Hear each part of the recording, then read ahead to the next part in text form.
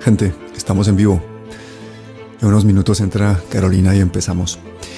Quiero dejarles esta frase para que se la manden a todos los tibios, a todos los cobardes y a todos los cómodos que no son capaces de decir que si te callas durante un genocidio, eres cómplice. Porque eso es lo que está sucediendo en este momento. La humanidad tiene que ponerse de pie para evitar esta locura. Quiero, para empezar, dejarles unas imágenes que nos recuerdan quiénes somos realmente como país. ¿Cuál es nuestra cultura? ¿Quiénes son nuestros dirigentes? ¿Quiénes son nuestros políticos? ¿Y quiénes son nuestros artistas? Así que empezamos.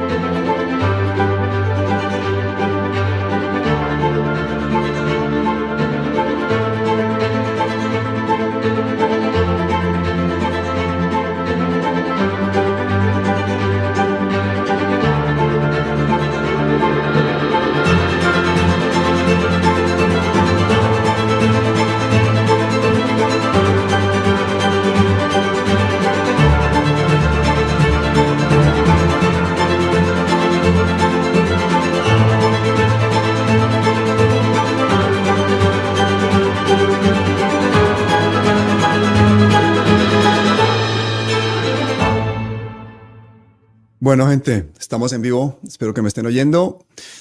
Estamos aquí nuevamente con la doctora Carolina Corcho y tenemos hoy también a la doctora Ana María Sole, así que Junta Médica. ¿Cómo están? Bienvenidas, Carolina, Ana María. Hola Pablo, ¿cómo estás? Ana María, un saludo muy especial también a la audiencia de Palabras Mayores. Pues terrible tener que empezar con esas imágenes que ustedes acaban de ver, pero es que resulta que la justicia norteamericana ya ha identificado 8.000 colombianos que causaron destrozos en el Hard Rock Stadium de Miami en la final de la Copa América entre Colombia y Argentina. Hace 8 días, Carolina, estábamos deseando a Colombia que ganara y yo creo que no solamente perdimos, sino que perdimos dentro y fuera del estadio. Incluso Ramón Jesurún y su hijo Ramón fueron arrestados por agredir físicamente a los agentes de seguridad. Estamos hablando del presidente de la División Mayor del Fútbol colombiano. O sea, estamos hablando de una situación gravísima. Colombia ha quedado en evidencia con esas hinchadas. Incluso Ramón, el hijo de Ramón Jesurún, estaba agrediendo a una mujer de raza negra, guardia de seguridad. después de que perdiéramos la final de la Copa América con Argentina. O sea, es decir, una cuestión absolutamente impresentable. Yo creo que esas imágenes han dado la vuelta al mundo. Jesurún, con su escarapela de acceso total, intentaba hacer entrar a numerosos familiares. Estamos hablando de un dirigente deportivo que viene de la Casa Char, que fue sancionado en el año 2020 por la Superintendencia de Industria y Comercio por más de 300 millones, ni más ni menos que por la reventa de boletas de la selección en el Mundial de Rusia del 2018. La federación se alió en su momento con 2 empresas de tickets para que las entradas no estuvieran disponibles y poder revenderlas mucho más caras.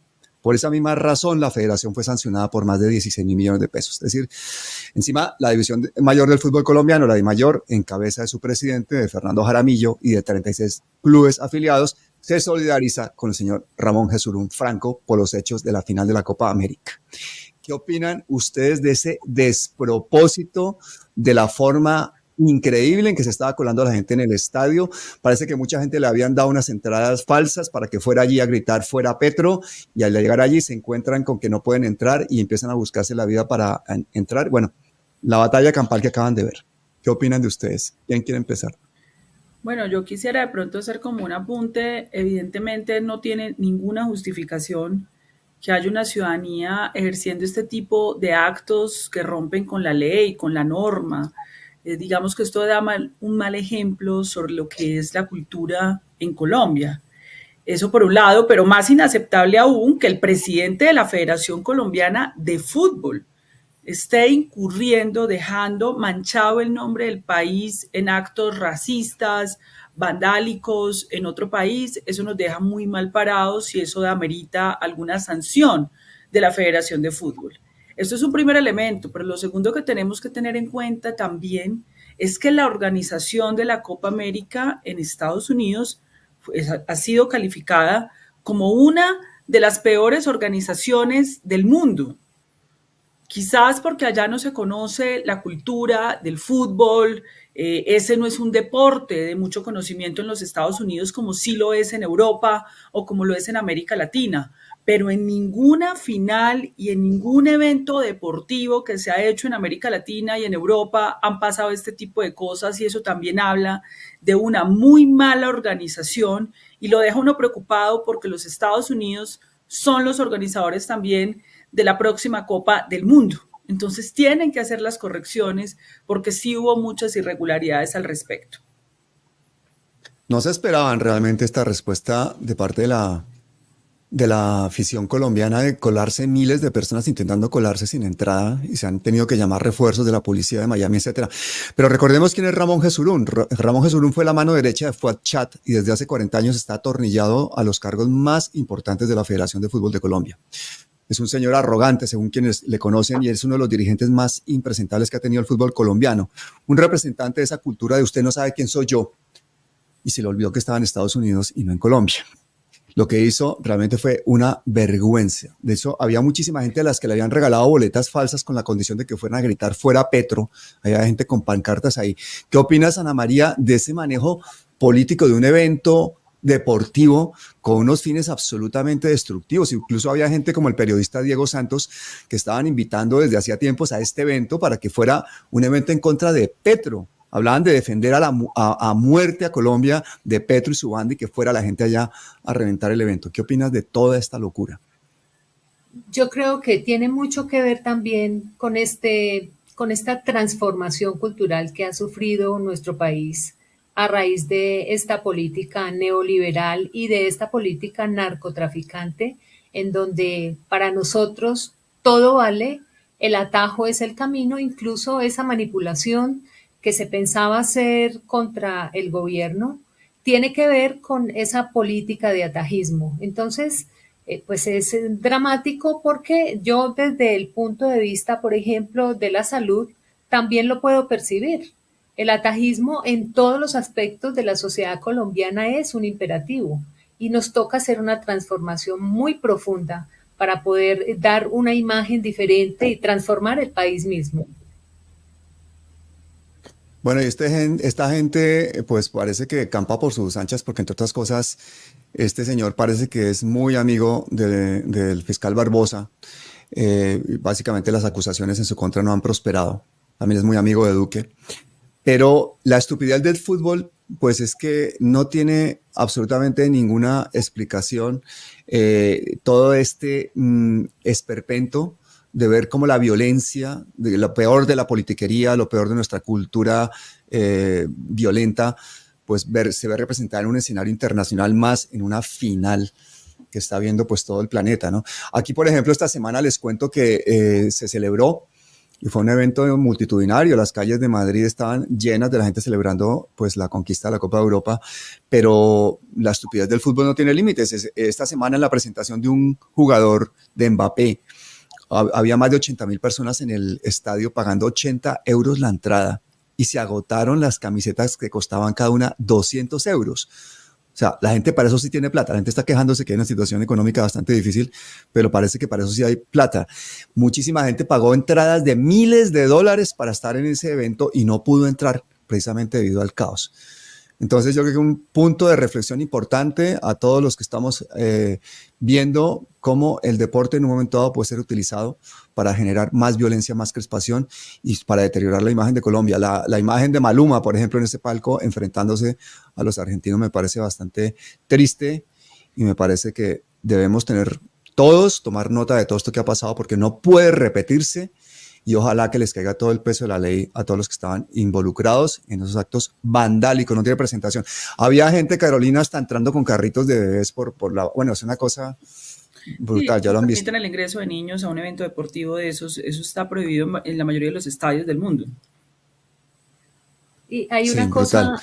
hay una cosa muy grave, y es que nosotros naturalizamos y volvemos chiste todo sin hacer el análisis verdadero de lo que esto significa para nosotros y para el país. Entonces todo se volvió un meme y lo naturalizamos y es parte del paisaje, cuando deberíamos estar haciendo, evaluando por qué están ocurriendo este tipo de conductas, independiente de lo que sí significa el fútbol como industria y como mecanismo de generación de violencia.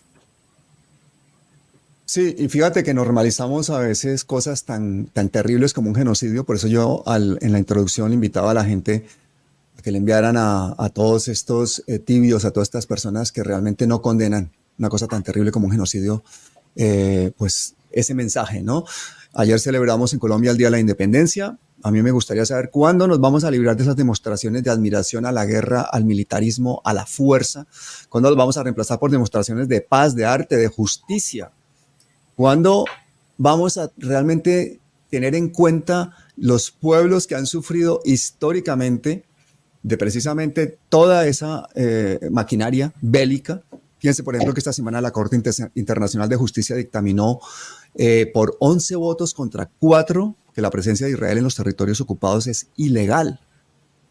Pero curiosamente este mismo miércoles, el miércoles 24, va Netanyahu a Washington a dirigirse al Congreso y van a ver ustedes que no solamente se van a pasar por la faja los dictámenes de la Corte Internacional de Justicia, sino que va a recibir una ovación cerrada por parte de republicanos y de demócratas en un país para el cual, pues básicamente la guerra es un negocio bastante lucrativo. Así que nuestra invitación desde aquí a todos los que ven este canal, a que se vuelvan pacifistas decididos, que luchen realmente por una justicia social que nos permita alcanzar la paz en Colombia. ¿Cómo lees tú estos desfiles militares, estas celebraciones con desfiles militares en nuestro país, Carolina? Bueno, hay varias consideraciones, es que en todo caso son contextos distintos porque lo que representa el Día de la Independencia en Colombia o el Grito de la Independencia, porque posteriormente se fraguaría en 1819, el 7 de agosto en la batalla de Boyacá, es lo que significa el ejército libertador. Y el ejército libertador de ese momento, que eran los negros, los indios, los sectores populares de la sociedad que se organizan para poder superar el imperialismo español, es muy distinto al ejército que tenemos en la actualidad en Colombia. Realmente el jefe del ejército colombiano es el general Simón Bolívar, que era el general, pues que en ese momento organizó a los sectores populares. Recordemos que los descamisados eran gente descalza para poder luchar para que hoy fuéramos la República de Colombia. Entonces, evidentemente, son dos contextos muy distintos. y eso ya pues abriría una discusión de cuáles son las características que posteriormente adquirió el ejército colombiano, que tendría que haber sido un protector de los derechos humanos del pueblo colombiano, pero en la mayoría de los momentos del pueblo, de la historia del país, no fue así. Muy bien, yo les tengo una sorpresa muy grande a todos los que nos están viendo y es que a partir de hoy vamos a tener una columna hecha por Margarita Rosa de Francisco. Va a ser una oportunidad interesante de escuchar la voz de una persona que yo creo que representa a buena parte del progresismo en Colombia, una figura que queremos muchísimo los colombianos, la novia de Colombia desde hace décadas, una artista nuestra internacional de una gran calidad y que ha tenido el valor y salir de su zona de comodidad para siempre estar a favor de los cambios sociales en Colombia que signifiquen pues sacar a millones de personas de la pobreza, etcétera. ¿Qué te parece esa nueva intervención de Margarita que va a ser de aquí en adelante todos los domingos en este canal?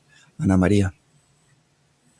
Pues me parece excelente, además que cada que uno escucha a Margarita Rosa, Uy, tiene problema de encuentra señal, Ana una María. mujer que se ha preparado, que está comprometida con el cambio que el país necesita, y no estamos Mm. escuchando las trivialidades que se oyen con mucha frecuencia, sino análisis profundos, importantes. Me gusta mucho la noticia, creo que va a ser muy positivo. Chévere, Margarita, bienvenida. Así que empecemos con la columna de Margarita.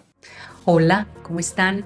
Me da mucho gusto saludar a todos los que en este momento están llegando al canal, a todos los que se están conectando. Un abrazo, Pablo, para ti y para Carolina. Es un placer grandísimo compartir con ustedes aquí en este espacio opiniones y también columnas. Voy a estar leyendo aquí en este canal la columna semanal que se publica en el periódico del gobierno que se llama Vida. Pablo les va a dejar el enlace para que puedan consultar sus ediciones cada vez que quieran. Y hay una particularidad con este periódico y es que allí no solamente escriben personas que apoyan las políticas del gobierno, sino las que no lo hacen. Por ejemplo, José Félix Laforí tiene ahí también una columna y me parece que eso hace bien y sienta un buen precedente. La columna que se publicó esta semana, mía, la titulé ¿Qué significa ser de izquierda? Y ahí digo que responder esta pregunta en Colombia es problemático. Para un sector adoctrinado por la propaganda del régimen que siempre ha imperado en nuestro país, ser de izquierda es lo mismo que ser comunista o socialista.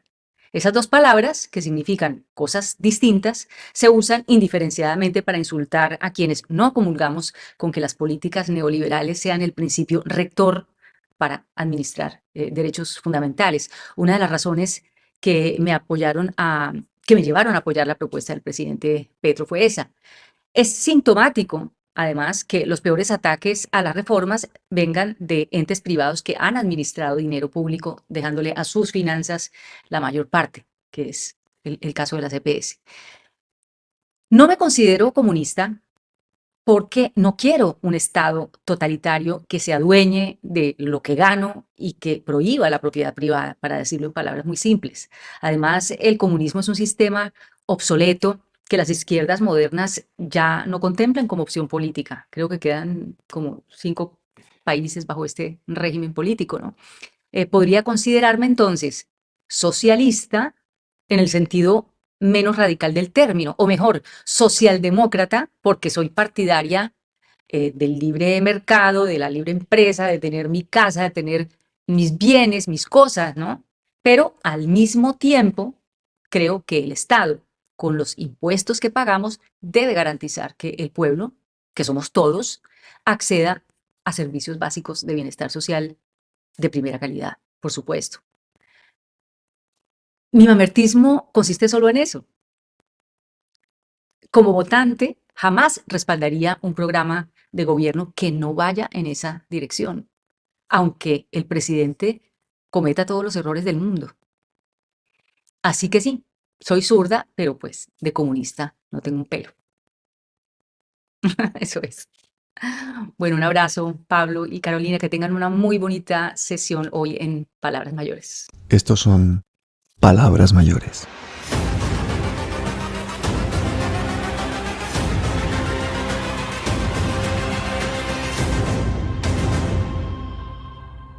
Bueno, vamos a hablar de uno de los dos temas gordos que tenemos hoy, Carolina. ¿Cómo es posible que los criminales Olmedo López y Snyder Pinilla, que se roban miles de millones y cuando los descubren, entonces piden que les pongan seguridad, que a cambio de devolver una pequeña parte de lo que se robaron y de dar algo de información, les den una condena baja y encima en un cuartel militar? Yo creo que eso nos causa una alarma social a toda esta gente. Debería devolver todo, exigirles que delaten a sus cómplices y testaferros y que los manden directamente a la cárcel. Según la oposición, Olmedo tiene sobornado a todo el Congreso para la aprobación de las reformas. Pues no ha hecho muy bien su trabajo porque ahí están las reformas empantanadas. Seguimos esperando que Olmedo aporte pruebas y que caiga quien tenga que caer.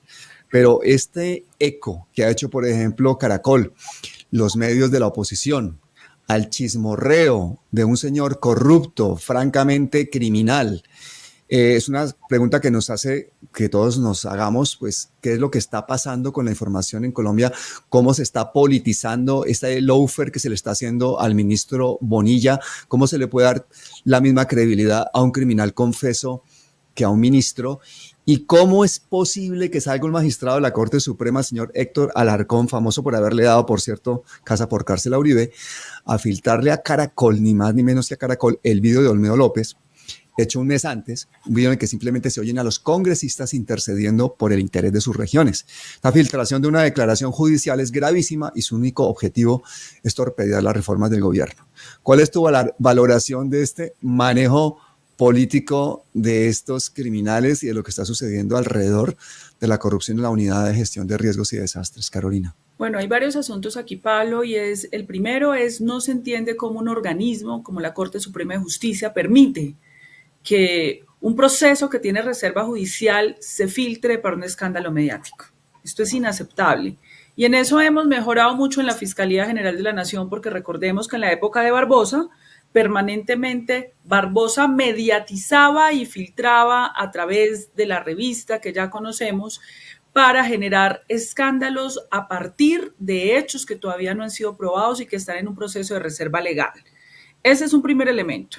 Pero el segundo elemento es el uso perverso que la oposición política, a través de algunos periodistas y alguna prensa que exhibe además su ignorancia sobre el funcionamiento del Estado, hace de este tipo de información.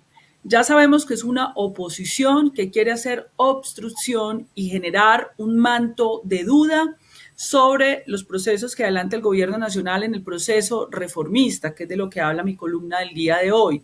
Es decir, apenas se inicia la agenda legislativa que se instala hoy en Colombia, reinicia una nueva agenda, una nueva legislatura, entonces emerge un escándalo para empantanar al ministro de Hacienda, pero además este escándalo se da bajo unas características muy particulares, un modus operandi muy particular de algún sector de la prensa. Yo lo que veo en el informe de Caracol es unas llamadas de un ministro de Hacienda a unos funcionarios preguntando por unas gestiones que corresponden al Ministerio de Hacienda. Es que la ciudadanía tiene que entender que el Ministerio de Hacienda es un supraministerio transversal cuya función es la ordenación del gasto de la nación y de todo el gobierno. Luego compete a un ministro hacer el seguimiento a los contratos y a la ejecución del gobierno. Los gobiernos ejecutan y contratan. Mostrar con un manto de duda, de cuestionamiento y de escándalo que si un ministro hace seguimiento a la gestión de un contrato tiene un asunto delictivo, es muy perverso y lo que genera es una zozobra. Que un funcionario de alto nivel como ministro de Hacienda llame a funcionarios que ejecutan recursos de desastres es lo normal. Yo le comentaba a algunas personas, yo estuve en el Ministerio de Salud y el Ministerio de Salud permanentemente hace contratos y ejecuciones para construcción de infraestructura hospitalaria. Permanentemente en Colombia y en el mundo, los congresistas y los parlamentarios tienen dos funciones. Una función es la función de hacer las leyes, de legislar y la segunda función es la función de control político y de representación de la gestión pública en sus regiones. Entonces, ¿cómo vamos a criminalizar que un representante a la Cámara, un senador, hable con el gobierno para preguntarle sobre las inversiones públicas que hayan en su región, de una vía terciaria, de un hospital? Eso me parece que ya lo estamos llevando a unas líneas muy delgadas para intentar entonces mostrar que todo esto es ilegal. Pero además yo le cuento, por ejemplo, cuando yo era ministra, lo que me hicieron a mí. En el marco de una audiencia pública de la Comisión Séptima de la Cámara de Representantes, yo me reuní en Arauca en el marco de esa audiencia que termina en la tarde. Estábamos esperando el último vuelo con los congresistas de la Comisión Séptima. Y al otro día hay un escándalo, reunión de la ministra de Salud con los congresistas de la Comisión Séptima en Arauca. Tenemos el video y las pruebas, como si fuera un delito que un ministro se reúna con las comisiones que le corresponden los temas de política pública, y porque es que además las reformas de iniciativa gubernamental implican que los ministros se reúnan. Hubo un escándalo y el escándalo era que yo estaba supuestamente reunida con ellos en la casa de una señora candidata. Era más o menos abril, no habían inscripciones a candidaturas en Colombia, pero dejaron la duda de que es ilegal, de que es cuestionable que un ministro se reúna con los congresistas. Y posteriormente recuerdo yo en uno de los debates donde iba a iniciar el trámite de la reforma a la salud, que una representante del Partido Verde Miranda levanta la mano y dice: dejo constancia, como si eso fuera una ilegalidad, que previo al inicio de esta discusión, la ministra de Salud estaba hablando en un pasillo con un senador del Partido Conservador. Hágame el favor, la constancia, y hacen creer que eso es ilegal, es anormal. Los ministros hablamos con todos los senadores de la República. Y si tenemos iniciativas gubernamentales para que sean aprobadas, pues tenemos que ir a invitar a los congresistas a que respalden esas iniciativas gubernamentales. Eso es parte de las funciones de un ministro.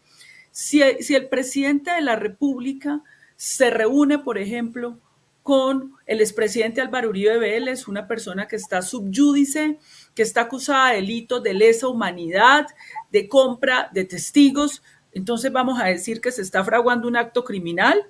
El presidente de la República tiene que hablar con un representante de la oposición, que tiene que surgir en el trámite de la presunción de inocencia, el debido proceso, su juicio, por lo que se les imputa al presidente Uribe. Pero si el presidente se reúne con alguien que esté imputado, no quiere decir que haya en sí mismo allí entonces un acto de conspiración delictiva y delincuencial, como lo quieren hacer ver cierta prensa en su ignorancia frente al tema del ministro de Hacienda. En ese caso, yo creería inclusive que el presidente Gustavo Petro debería reunirse más con el Congreso, debería reunirse más con las bancadas para poder hacer el seguimiento de sus iniciativas legislativas. Pero además, debo aclarar, me impresionó mucho, Pablo y Ana María, un video de una periodista de la W donde sale con voz grandilocuente: es que el ministro de Hacienda giró 1.5 billones de adición presupuestal del Congreso de la República, la unidad de gestión del riesgo, y esa plata coincide con la que se robaron. Por favor, seamos sensatos. La función del ministro de Hacienda es cumplir la ley. Y si el Congreso de la República votó una adición presupuestal al Ministerio de Hacienda, a cualquier ministerio, le corresponde hacer el giro. Otra cosa es si esos recursos terminan finalmente en corrupción o no, pero eso se tiene que probar. Pero el hecho de que el ministro ejerza su función no quiere decir que esté involucrado en actos delictivos, como irresponsablemente lo pregona este medio de comunicación, calumniando sin prueba alguna. Debo decir además que esto no quiere decir que estemos diciendo que no se hagan las investigaciones, que no se judicialice a quienes se tengan que judicializar. Quienes estuvieron incursos en actos de corrupción deben pagar penal, fiscal, disciplinariamente ante la justicia, pero es que aquí ya estamos viendo unos excesos abusivos de cierto sector de la prensa y la oposición para confundir al país y para paralizar la acción de un gobierno, como para hacer creer que entonces que los giros, imagínate tú, Ana María, que eres de salud, el director del ADRES hace poco acaba de denunciar que 130.000 millones de pesos podrían hacer parte de los cobros fraudulentos que hacen unas clínicas fantasmas. Pero es que el director del ADRE no puede parar esos giros hasta que no haya un fallo. Es decir, el ministro de Hacienda no puede decir, es que yo creo que hay corrupción, entonces vamos a paralizar la acción del Estado, la ejecución, los giros a los territorios para que hayan vías, carreteras, para que hayan hospitales y escuelas. Y eso es lo que pretende la oposición, amedrentar con narrativas de miedo exageradas, sin pruebas, sin detalle, para que se paralice entonces las acciones que un Congreso y los gobiernos del mundo entero hacen, que es el diálogo entre dos ramas del poder para sacar adelante las políticas públicas. Y ya para terminar, quiero dejar claro que esto no es óbice para que se adelanten las investigaciones. No, nosotros mismos hemos pedido aquí desde Palabras Mayores que funcionarios involucrados en hechos de corrupción deben ser removidos, retirados, en eso no se puede cejar, pero hay que diferenciar esto de esta práctica y modus operandi de ciertos medios y estos sectores de la oposición sin proyecto político que lo que quieren es confundir al país y obstruir.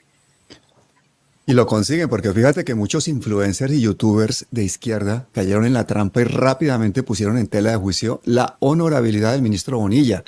Es decir, sabiendo que es Caracol y que es Olmedo López, que es un criminal, le dieron credibilidad a esa falsa noticia.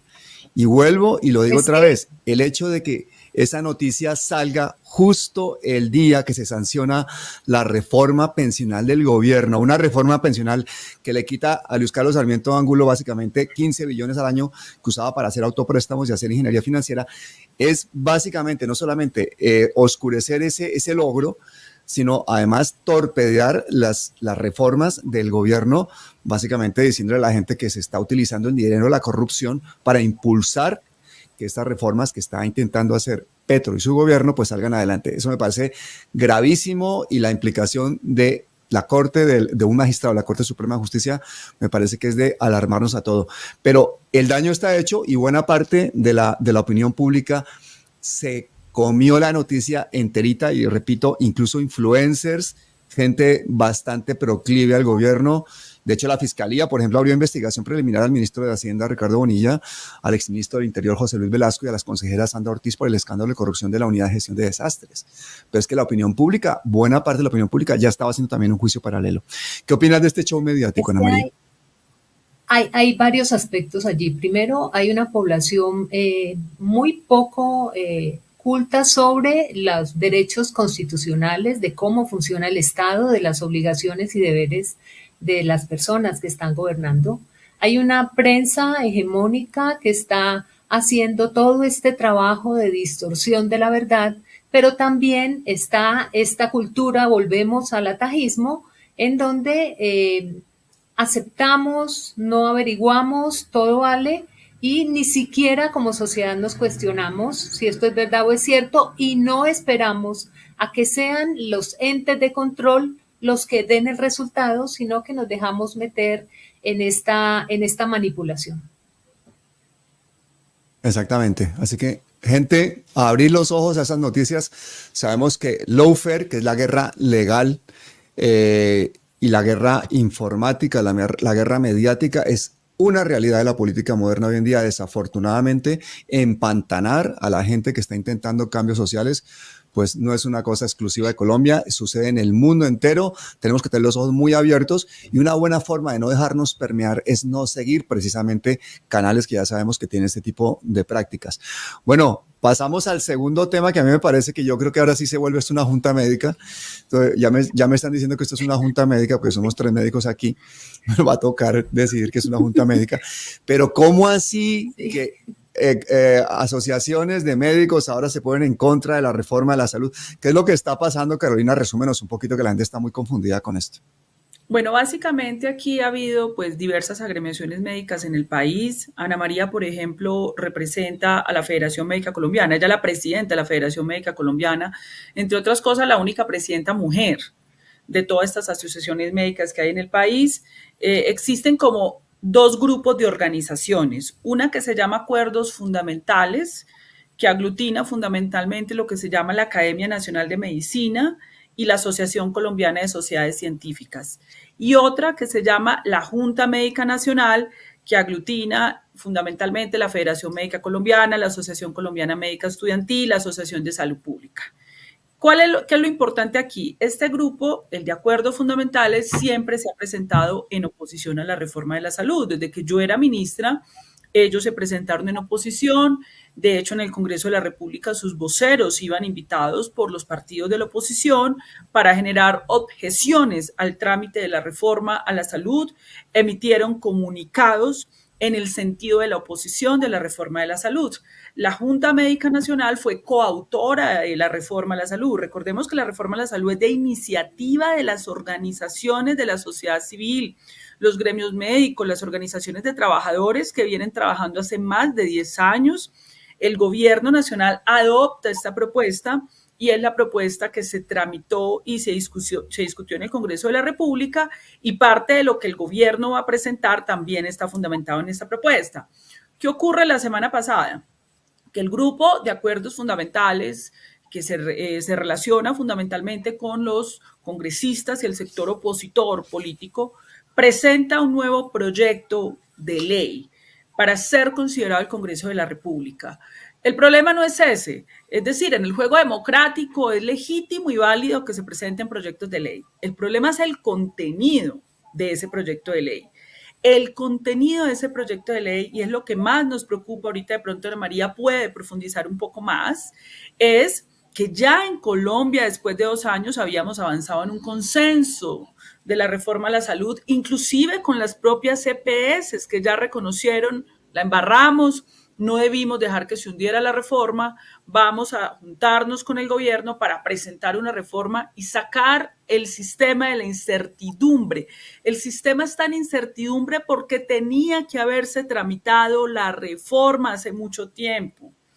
Y eso lo obstruyeron. Las CPS salieron con estos sectores de la extrema derecha, dificultaron eso y estamos en ascuas.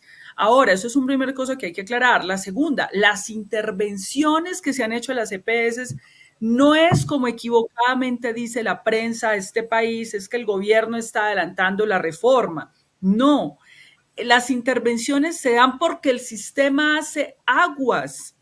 El temor del Estado de que, como está haciendo aguas el sistema, se vayan y empiecen a esquilmar capitales, a sacar la plata, a desviarla, le toca actuar para contener esta posibilidad.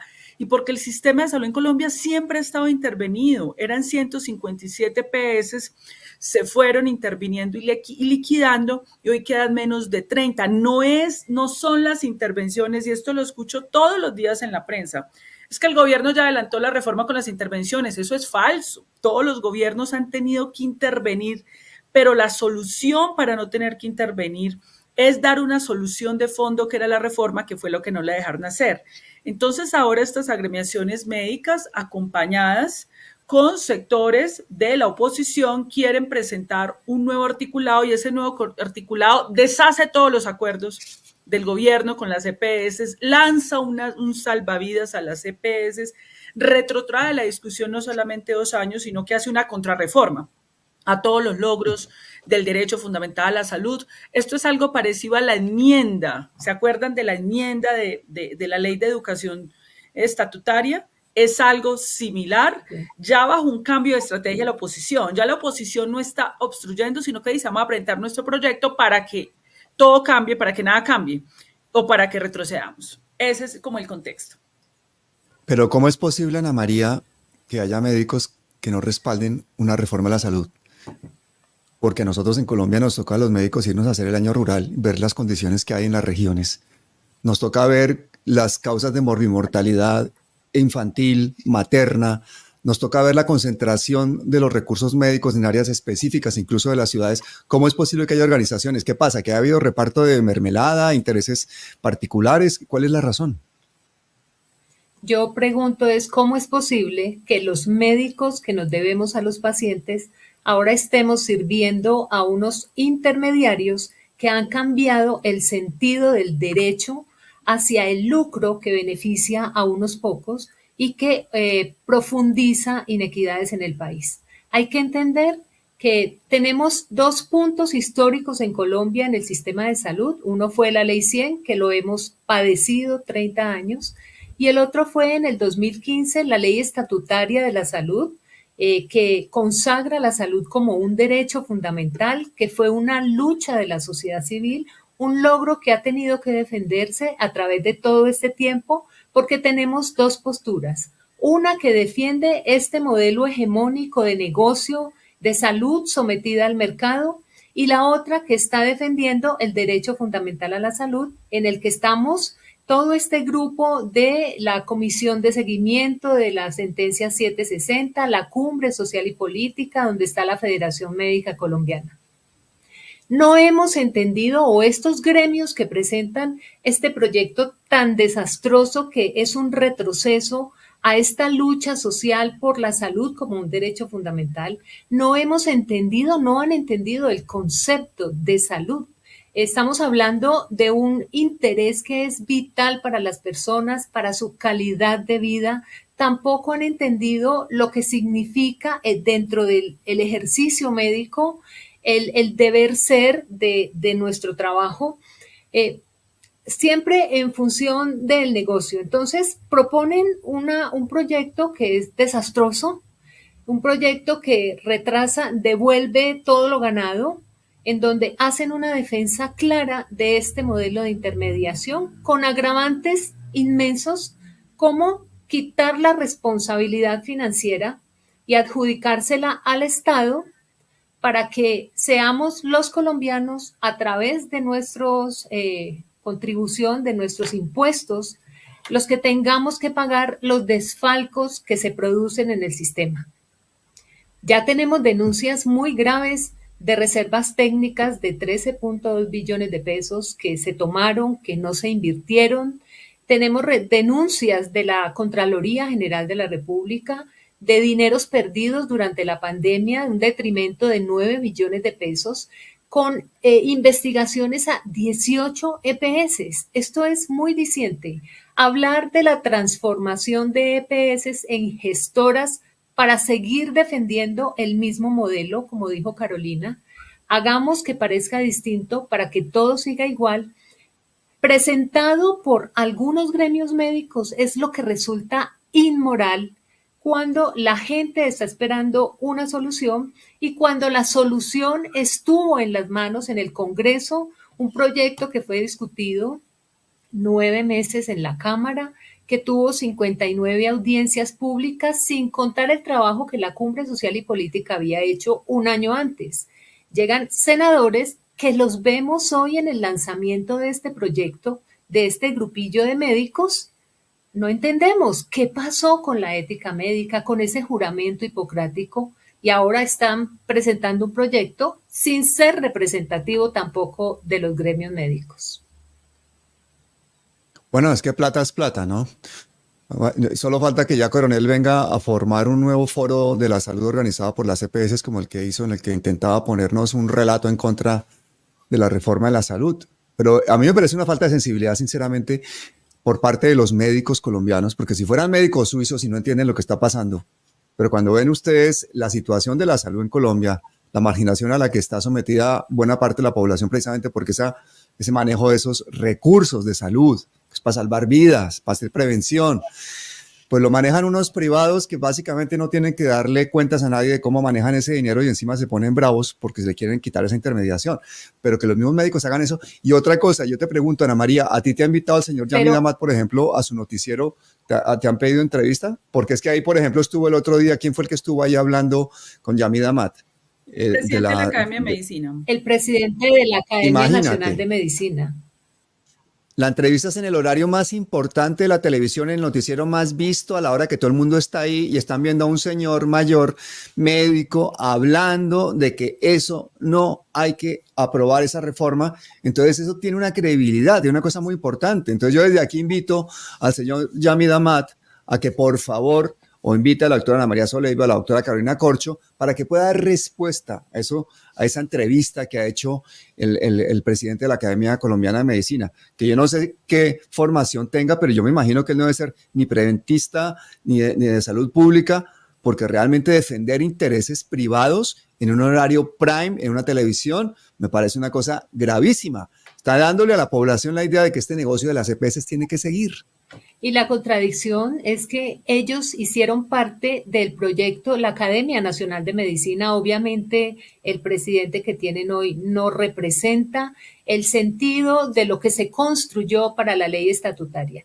Es tan grave que ahora se están hablando dentro de la propuesta de ellos de nuevamente volvemos a los paquetes de salud en donde se devuelve la ley estatutaria, que es muy clara en decir que al paciente hay que proporcionarle todo lo que signifique el mayor estándar de salud para su vida. Y hay unas negaciones, unas excepciones que están claramente definidas, son taxativas, como lo estético o lo que no tiene todavía la investigación suficiente y la evidencia científica. Ellos devuelven eso y es un retroceso a la ley estatutaria. Y más grave todavía, lo que implica para nosotros como médicos en el ejercicio estar sometidos a paquetes. Si a mí me llega un paciente, nosotros no tenemos enfermedades, nosotros tenemos pacientes, cada persona es individual, por eso la medicina, como decía el maestro José Félix Patiño, es un ejercicio de incertidumbre y nosotros con las manos atadas, sometidos a paquetes, sin poder resolverle a la gente la necesidad que tiene desde nuestra pertinencia, nuestro conocimiento. Y la ley estatutaria consagra en el artículo 17 la autonomía médica que ellos quieren ahora atarnos de manos. Luego hablamos de las condiciones laborales de los trabajadores, 30 años sometidos a contratos basura, y estos señores, en el cual solamente allí en ese grupo están sociedades científicas que representan solo el 5% de los trabajadores.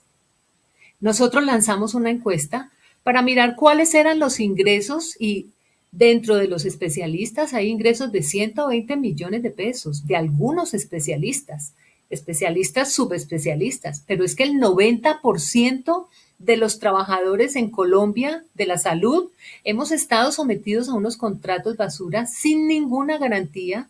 En la pandemia vimos cómo se enfermaban y se quedaban sin ingresos y su familia quedaba condenada a la incertidumbre de no saber cómo van a subsistir el mes en el que este médico, esta enfermera, este auxiliar no pueden trabajar porque no van a recibir nada, sin derecho a incapacidades, trabajadores de la salud 20 años condenados a no tener vacaciones y nuestros propios colegas proponiendo un proyecto de ley que sigue defendiendo estas propuestas de contratos diferentes a un contrato laboral.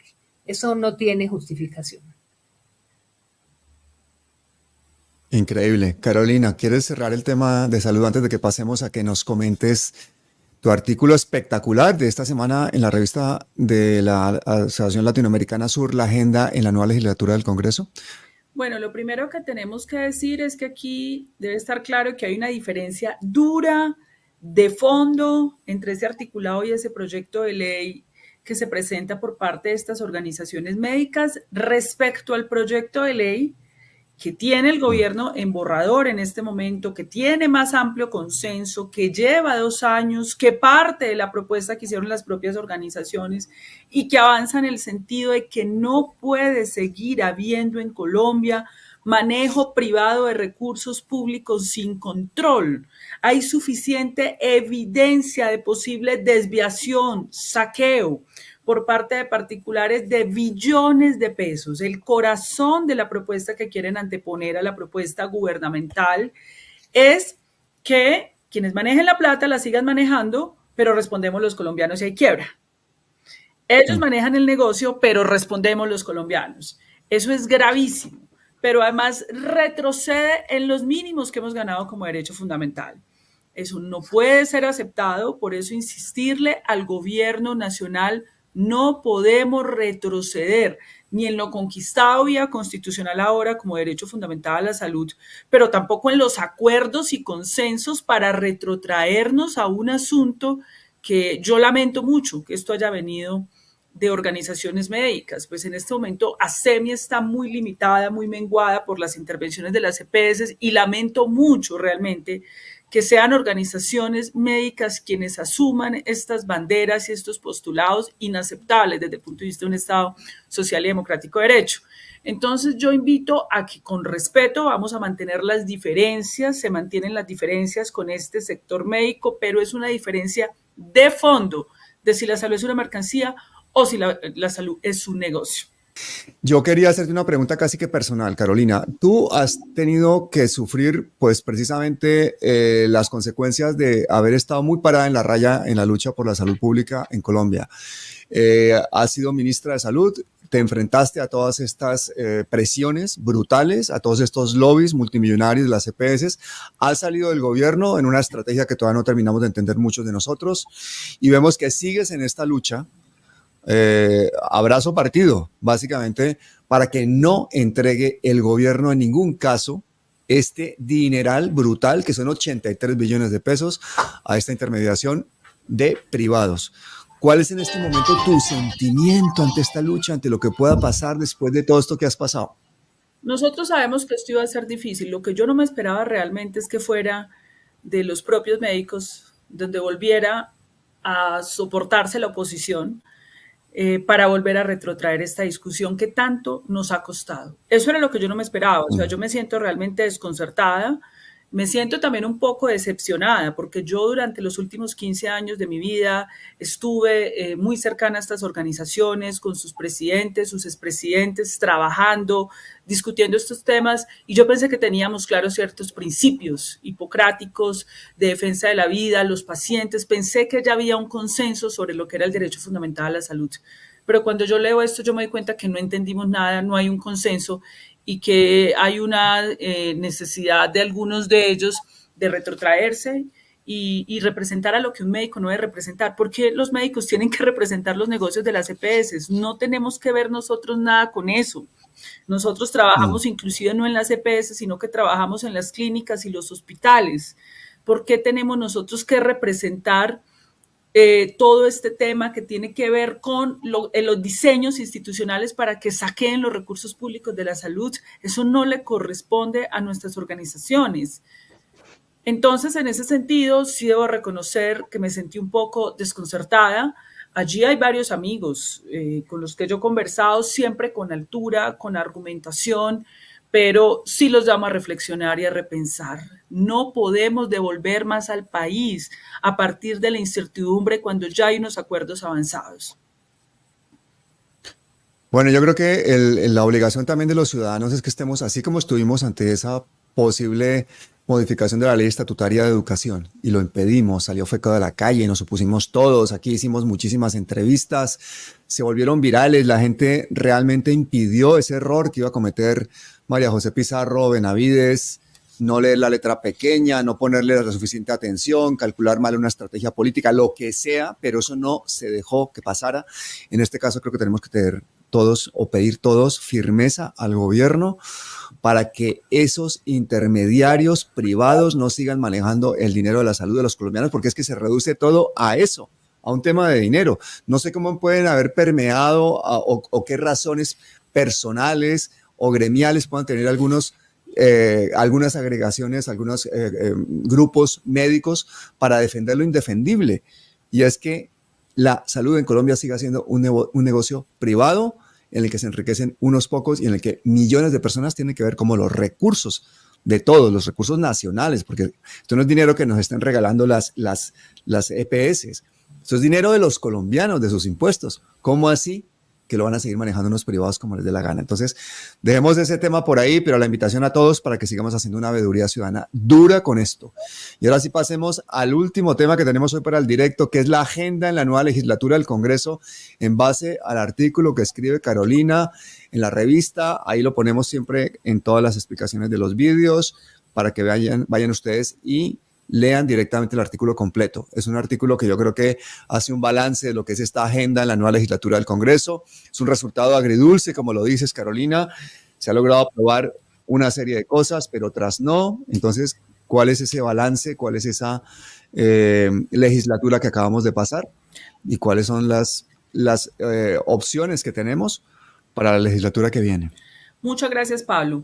Y también invito a leer en la misma revista Sur el artículo de Ana María Soleibe sobre los contenidos de esta otra propuesta de reforma que presentan estas asociaciones médicas y que cuenta, digamos, como con anuencia de algunos congresistas de la oposición, para que puedan complementar. Entonces, la columna de esta semana tiene que ver, ustedes saben que el día de ayer, 20 de julio, inició la nueva legislatura del Congreso de la República. Esta es una legislatura más compleja porque todos sabemos que en el mundo los gobiernos tienen mayor concurrencia y posibilidad de diálogo, de concertación con los congresos los primeros 2 años. Ya el tercer año los gobiernos tienen el sol a cuesta, es mucho más difícil, se debilita más el consenso porque viene el desgaste y máximo el gobierno de Gustavo Petro, que como hemos visto goza de una presión mediática enorme, excedida, absurda, y aparte de eso, de un bloqueo institucional. La discusión central es quién va a ser el presidente del Congreso. Ya eso se resolvió. En este momento quedó en manos del Partido Conservador que le correspondía por los acuerdos políticos. El presidente es Efraín Cepeda. Esto pone una condición distinta porque Efraín Cepeda se ha considerado opositor en distintas iniciativas del gobierno, entonces esto pone una carga mayor de dificultad. En el primer año la presidencia la tuvo el Pacto Histórico, ahora ya es alguien que ha optado por ser opositor en las distintas agendas del gobierno. Pero donde está el debate grande es en la presidencia de la Cámara de Representantes, que le correspondía al Partido Verde. Inicialmente hubo 2 candidatas, Catherine Miranda y Marta Alfonso, que nos parece que ha hecho un trabajo encomiable como congresista de la República en defensa de la salud, de las pensiones. Sin embargo, allí no hubo un acuerdo. Por la misma división, el Partido Verde tiene un ala gobiernista y un ala opositora. He escuchado algunas de las entrevistas de las congresistas del ala opositora, ellas se consideran independientes, pero el ejercicio que ellas han hecho en el Congreso de la República, las congresistas Miranda y Jubinado, no ha sido un ejercicio de independencia, ha sido un ejercicio opositor. Claramente las vimos en la reforma a la salud y en varias reformas actuando en bloque con la oposición obstruccionista y filibustera del Centro Democrático y Cambio Radical. Yo creo que es importante esta decantación. Aquí no estamos frente a sectores independientes, sino opositores y un ala gobernista del Partido Verde que definió que su precandidato para la presidencia de la Cámara de Representantes es Raúl Salamanca, que es del sector, digamos, verde, afín al gobierno, que tendrá que disputar en la plenaria de la Cámara con Catherine Miranda. Ayer hubo una información de las mayorías del Partido Liberal reunidos con César Gaviria y esas mayorías del Partido Liberal definen que van a respaldar a Salamanca. Y aquí vienen las distorsiones. Es que resulta que si el gobierno reparte mermelada, señores, y vienen las distorsiones que yo vuelvo e insisto que no podemos caer en eso. Todos los gobiernos del mundo organizan sus coaliciones, organizan sus mayorías y cogobiernan.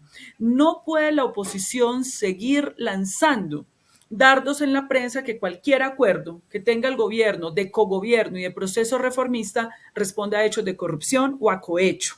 El cohecho como delito se presenta cuando se supedita el voto del congresista a la entrega de un contrato y esto tiene que ser probado.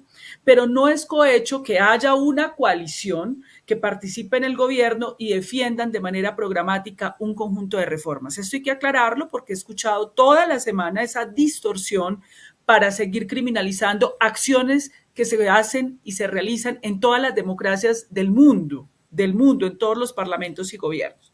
Estamos pendientes entonces de saber quién será el presidente de la Cámara de Representantes, pero el propio Partido Verde dice, la congresista Miranda no nos representa en tanto se hizo elegir con unas ideas, pero opera en el Congreso de la República con otras. Sus electores votaron por ella bajo otras premisas y así ha pasado con otros congresistas de esta alianza.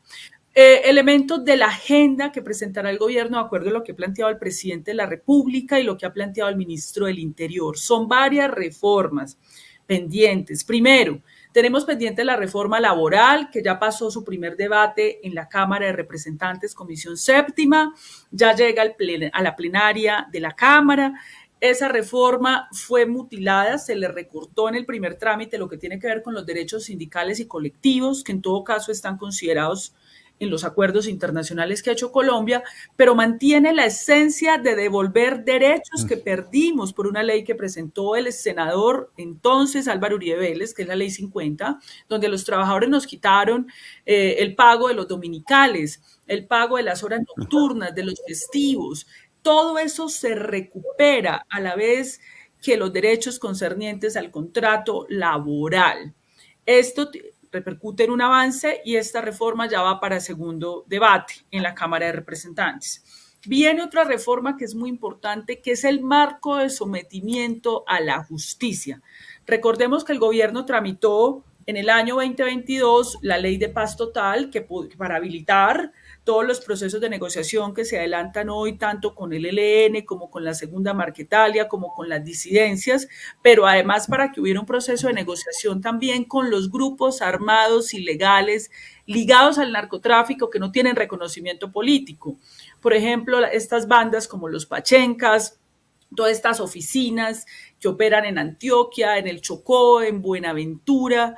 La Corte Constitucional en ese momento declaró exequible todo el marco que hoy rige la paz total, pero declaró inexequible un artículo en el cual el Congreso de la República daba facultades extraordinarias al presidente de la República para adelantar ese proceso de negociación con estos grupos ligados al narcotráfico, para que sometan, es decir, yo le permito que usted se someta y entregue otras personas que están en el narcotráfico, entregue rutas y podemos hacer un sometimiento de penas, una reducción de penas a costa de que usted le entregue bienes a sus víctimas, las repare y me desmantele el negocio del narcotráfico. Eso ya se ha hecho, eso se hace en el mundo entero, pero eso necesita un marco legal que se llama el marco legal de sometimiento a la justicia para grupos armados ligados al narcotráfico y bandas, y eso tiene que ser presentado en el Congreso de la República, o si no, eso no va a poder avanzar, eso lo tiene que aprobar el Congreso.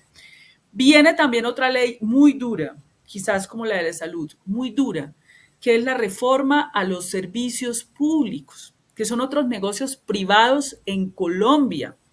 Y esta reforma a los servicios públicos todavía no conocemos articulado, pero lo que busca es poner al usuario en el centro, distribuir de manera equitativa, igualitaria los subsidios. Y cuando digo equitativa es a los más vulnerables, los subsidios para el acceso a los servicios públicos, porque aquí en Colombia los gobiernos anteriores han repartido subsidios para arriba, para las élites, para repartir la plata del erario público entre un puñado de élites. Aquí lo que se busca es democratizar el acceso a los servicios públicos, pero además aquí tiene que haber un endurecimiento de las regulaciones. Esto es otro de los grandes negocios.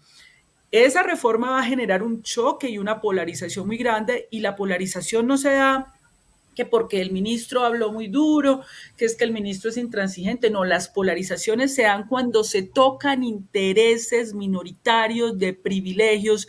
Necesariamente las sociedades se polarizan, pero no porque hayan polarizado, no porque el gobierno polarice, sino que va a venir la prensa corporativa representativa de esos sectores a polarizar con el gobierno, como ocurrió con la salud. No estábamos polarizando nosotros, ellos polarizaron contra nosotros, y eso va a ser un debate muy duro en el Congreso de la República.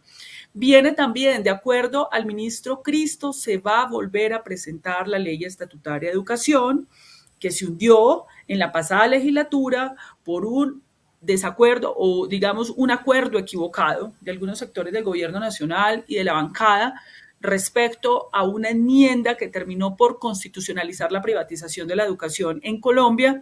Hay que corregir esto, no hay claro nuevo texto, y según me cuentan en FECODE, la prioridad para ello no es esa ley estatutaria de educación, sino que se tramite una ley sobre el Sistema General de Participaciones. ¿Qué es el Sistema General de Participaciones? Rápidamente, son los recursos descentralizados para la salud y la educación, para las escuelas, los hospitales, que en una reforma que hubo en el año 2000 en Colombia, se perdieron para la salud y la educación más de 250 billones de pesos. Hicieron una reforma para centralizar plata cuando la Constitución política habla de descentralizar. Eso es una reforma muy importante para FECODE. Todavía no tenemos claridad entonces si se presenta esa o se presenta la otra, que es la ley estatutaria de educación que también requiere el país. Y sigue sobre la mesa la reforma a la salud. El gobierno hizo un acuerdo de 47 artículos sobre la reforma a la salud, más acotada, manteniendo las líneas de la reforma que se traía antes y que naufragó de manera absurda en el Senado de la República, dejando el sector salud en una incertidumbre. Yo creo que con el borrador que conocemos del gobierno, nosotros creemos que estamos de acuerdo, que se avance y se va en el sentido correcto. Solo hay un punto en el que no estamos de acuerdo, y es el punto en donde las CPS que funcionan, que se van a convertir en gestoras, va a hacer 3 funciones. Primero, auditar a las clínicas y hospitales. Segundo, ayudar a la referencia y contrarreferencia, que si usted va donde el médico le puedan conseguir el especialista. Y tercero, hacer unos convenios para que las clínicas y los hospitales que atienden a los pacientes respondan con calidad por resultados. Para eso la Cámara el año pasado había dicho que se les iba a pagar un porcentaje de plata, que equivalía a como unos 3 billones de pesos al año. Con el nuevo acuerdo, las EPS están pidiendo que les paguen el 8% de todos los recursos de la salud. Eso es más de 8 billones de pesos al año por estas funciones. Eso no cuesta eso. Creemos que hay que volver al acuerdo de la Cámara de Representantes, pero el borrador que circula del gobierno va en el sentido correcto del cambio y de los acuerdos que habíamos logrado, que yo misma hice esa negociación en la Cámara de Representantes, para que no siga habiendo corrupción y se maneje de manera pública y transparente los recursos públicos de la salud. Entonces, y también hay otro proyecto de ley que va a presentar el gobierno nacional que tiene que ver con un adendo a la reforma pensional. Hay que hacerle unos ajustes a la reforma pensional. Dado el obstruccionismo y el filibusterismo, la Cámara de Representantes legalmente se vio en la obligación de aprobar el texto íntegro del Senado de la República, porque si no, no iba a ser posible que permitiera a la oposición obstruccionista que avanzara una reforma pensional que hoy le entrega 230,000 pesos mensual de bono pensional a casi 3 millones de viejos y viejas. Ya hay demandas en este país en contra de esa reforma por parte de sectores del Centro Democrático y Cambio Radical. Yo no puedo entender cómo un senador de la República que gana 50 millones de pesos, que tiene todos los privilegios con el erario público, se oponga a que los ancianos, los viejos y viejas de este país reciban 230,000 pesos para sustento básico cuando ellos trabajaron, aportaron, trabajando en la informalidad. Es inaceptable.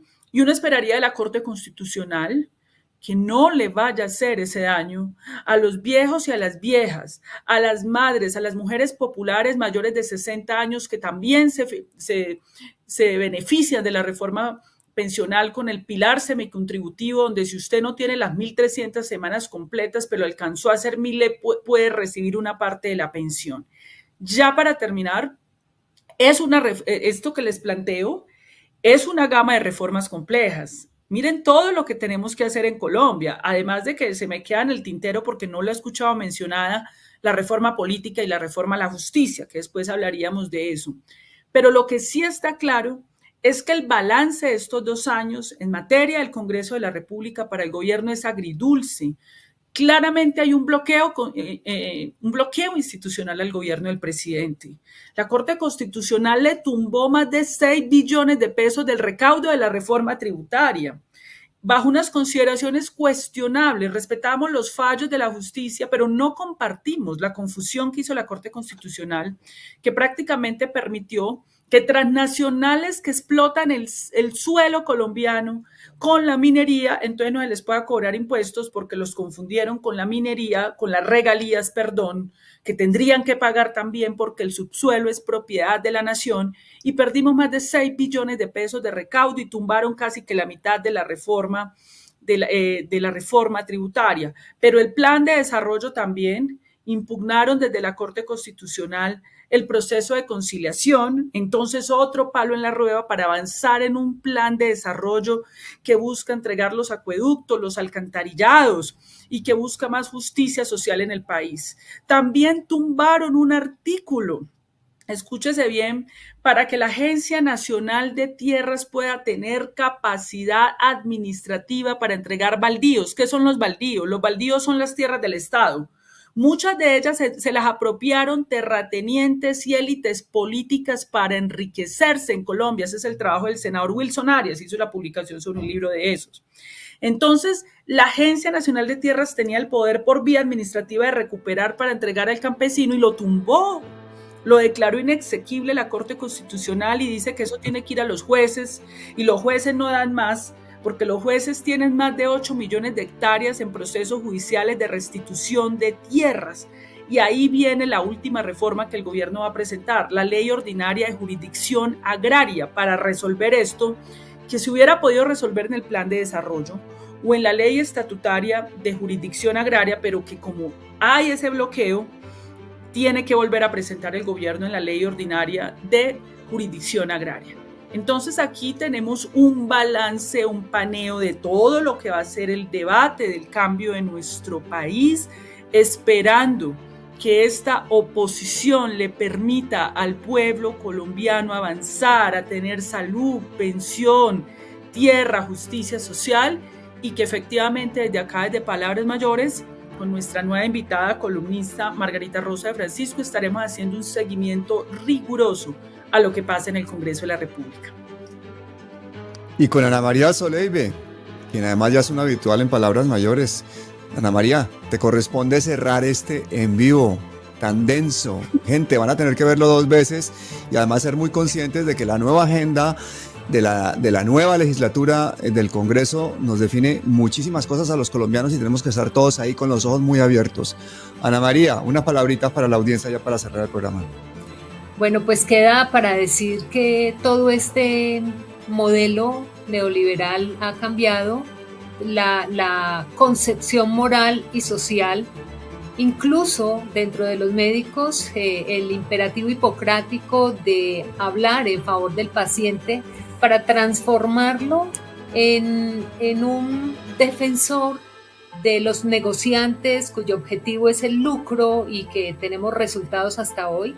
Eso está en todas las políticas públicas del país y como bien lo ha dicho Carolina, lo que viene es difícil, lo que viene va a necesitar un gran apoyo de toda la sociedad colombiana, entendiendo que las propuestas van por el bien colectivo y acabar estos favores, estos privilegios para unos pocos que además son los que están torpedeando que estos procesos de cambio se den en el país.